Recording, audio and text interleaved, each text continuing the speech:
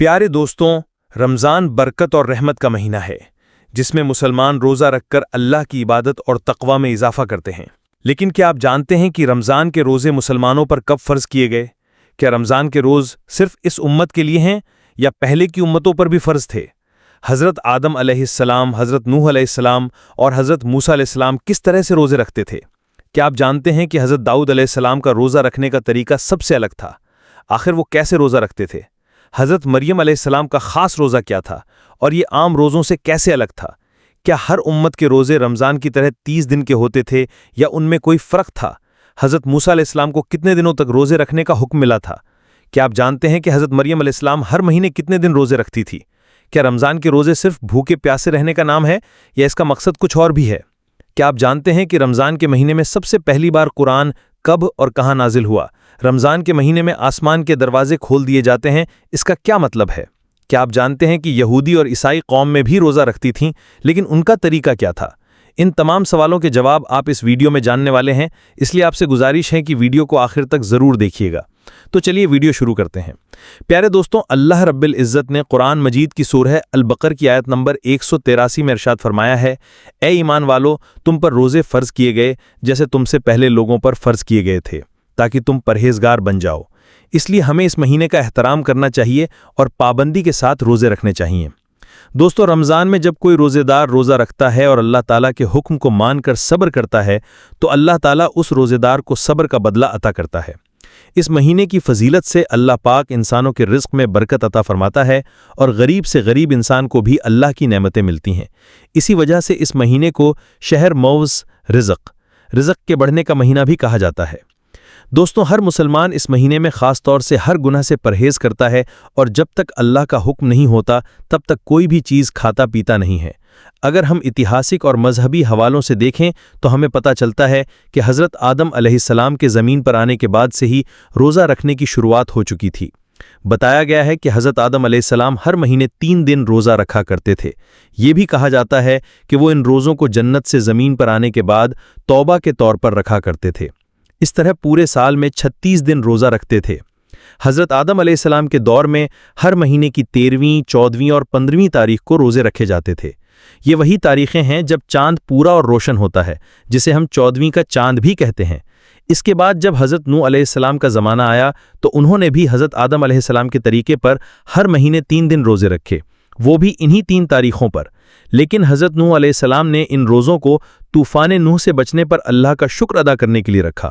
لیکن حضرت داؤد علیہ السلام کا روزہ رکھنے کا طریقہ ان سب سے الگ تھا۔ وہ 1 دن روزہ رکھتے تھے اور 1 دن افطار کرتے تھے، یعنی پورے سال میں آدھا سال روزہ رکھتے تھے۔ اس کے علاوہ حضرت سلیمان علیہ السلام ہر مہینے 9 دن روزے رکھتے تھے۔ یہ روزے 3 دن مہینے کی شروعات میں، 3 دن مہینے کی بیچ میں اور 3 دن مہینے کے آخر میں ہوتے تھے۔ حضرت ابراہیم علیہ السلام بھی حضرت آدم علیہ السلام کے طریقے کے مطابق ہر مہینے 3 دن روزے رکھتے تھے۔ لیکن کچھ روایتوں میں آتا ہے کہ حضرت ابراہیم علیہ السلام پورا مہینہ روزہ رکھا کرتے تھے۔ حضرت موسیٰ علیہ السلام کے روزے کا طریقہ سب سے الگ تھا۔ اللہ رب العزت نے انہیں لگاتار 3 مہینے تک روزے رکھنے کا حکم دیا تھا تاکہ وہ اللہ سے ملاقات اور ہم کلام بات کرنے کا شرف حاصل کریں۔ جب 3 مہینے روزے رکھنے کے بعد اللہ سے ہم کلامی کا دن آیا تو حضرت موسیٰ علیہ السلام کو یہ بات پسند آئی کہ اتنے دنوں کے روزے کے بعد میں اپنے منہ کی بو کے ساتھ اللہ سے ملاقات کروں، اس لیے انہوں نے ایک پیڑ کی شاخ سے مسواک کر لی۔ لیکن اللہ تعالیٰ کے حکم میں تبدیل کرنے کی وجہ سے انہیں 10 دن اور روزے رکھنے کا حکم دیا گیا۔ دوستو، قرآن مجید میں حضرت مریم علیہ السلام کے روزوں کا بھی ذکر ملتا ہے۔ حضرت مریم علیہ السلام کا روزہ کسی سے بات چیت نہ کرنے کا تھا، یعنی خاموشی اختیار کرنے کا۔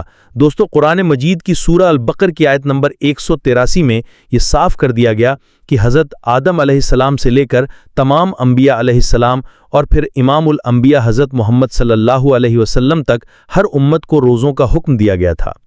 جیسے ہر امت کے لیے نماز کا حکم تھا، ویسے ہی ہر امت پر روزے بھی فرض کیے گئے تھے۔ پچھلی امتوں کے روزے حالات کے مطابق آج کی امت سے الگ تھے۔ روزوں کی تعداد، وقت اور حالت کے حساب سے ان میں فرق ہی تھا۔ رمضان المبارک کے روزے پچھلی امتوں پر فرض نہیں تھے، لیکن حضرت محمد مصطفیٰ صلی اللہ علیہ وسلم کی امت پر ہجرت کے 1.5 سال بعد 10 شعبان المعظم سن 2 ہجری میں مدینہ منورہ میں فرض ہوئے۔ دوستوں اللہ پاک نے فرمایا ہے کہ ماہ رمضان وہ مہینہ ہے جس میں قرآن نازل کیا گیا جو لوگوں کے لیے ہدایت ہے۔ ساتھ ہی یہ بھی فرمایا گیا کہ تم میں سے جو کوئی اس مہینے کو پائے اسے روزے رکھنے چاہیے، لیکن اگر کوئی بیمار ہو یا سفر میں ہو اور روزے چھوٹ جائیں تو وہ بعد میں ان روزوں کو پورا کر سکتا ہے۔ دوستوں اللہ پاک نے ہمیں ہر چیز میں آسانی دی ہے، اس کا مقصد ہمارے لیے راحت پیدا کرنا ہے نہ کہ سختی۔ اس لیے ہمیں اس برکتی مہینے میں روزے رکھنے چاہیے، اور اگر کسی وجہ سے کوئی روزہ چھوٹ جائے تو بعد میں اسے پورا کر لینا چاہیے۔ ہمیں اس رحمت اور ہدایت پر اللہ کا شکر ادا کرنا چاہیے۔ یہود اور نصرانی امتوں کے روزے۔ دوستو یہ بھی جان لیتے ہیں کہ حضرت محمد صلی اللہ علیہ وسلم سے پہلے یہود اور نصرانی، یہودی اور عیسائی بھی روزہ رکھا کرتے تھے۔ وہ 10 محرم یوم عاشورہ کا روزہ بے حد احترام کے ساتھ رکھتے تھے۔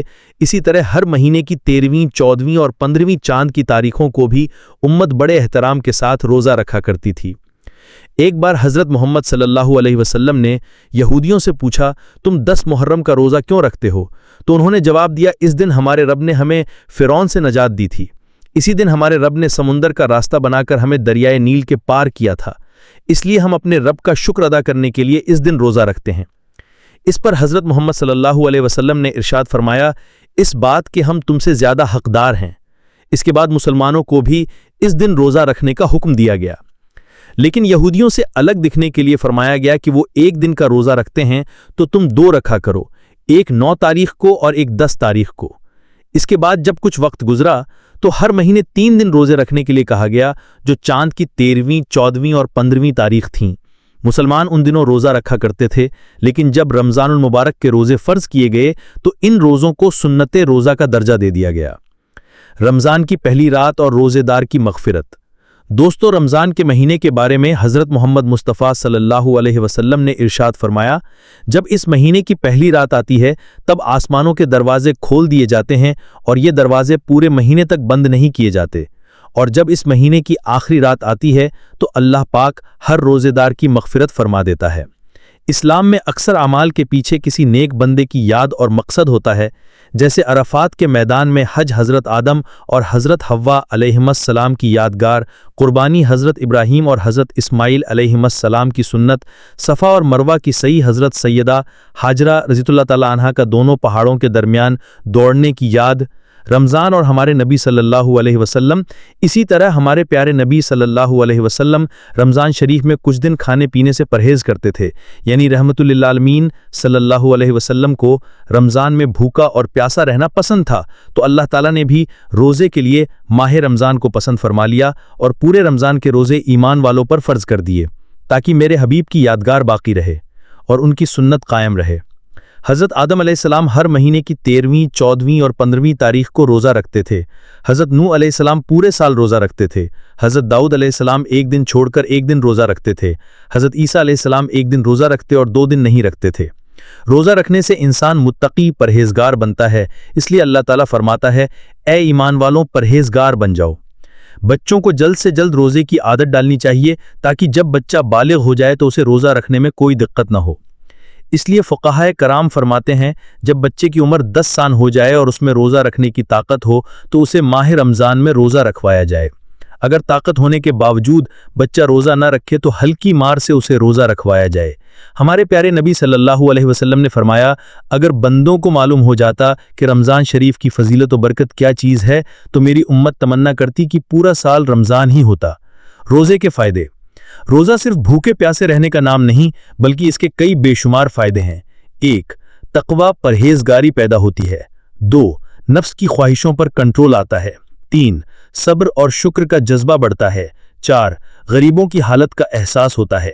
5. صحت کے لیے فائدہ مند ہے، جسم کے زہریلے مواد باہر نکلتے ہیں۔ 6. اللہ کی قرب نزدیکی حاصل ہوتی ہے۔ 7. روزے دار کی دعا قبول ہوتی ہے۔ 8. قیامت کے دن روزے دار کی سفارش کرے گا۔ پیارے دوستوں، آج کے دور میں جب سائنس کی ترقی اپنے عروج پر ہے، نئی کھوجیں ہو رہی ہیں، تو سائنٹسٹ نے روزے کے بارے میں بھی ریسرچ کی اور اس کے بے شمار فائدے بتائے۔